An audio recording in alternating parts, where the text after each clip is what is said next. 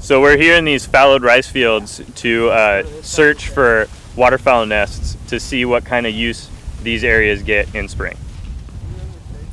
So what we do when we first get to one of the growers' fields and when we have access for is we unload all the ATVs, we get our gear together, and then we start dragging the fields that we have as study locations. When we drag the fields, we're using a rope with some cans attached to it.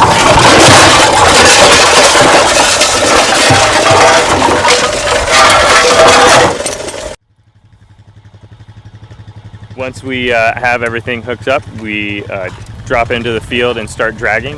We keep the ATVs parallel, probably around 60 yards apart, and we drag the field going back and forth. That way we don't miss any areas. We drag the whole field. Flushing is when the hen actually leaves the nest when she hears a disturbance coming, and that way she protects herself.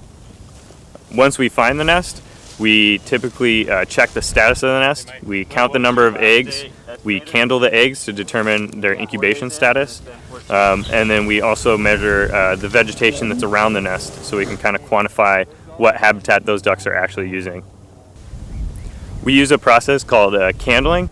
We're looking basically through the egg using the sun as your background lighting to actually determine the status of the yolk. Once we're done with our nest check, we always cover up the nest with the down to make sure that when the hen comes back to the nest, everything's okay and the eggs are in good shape. Typically the hen returns to the nest in about hour and 20 minutes after we make that initial nest check.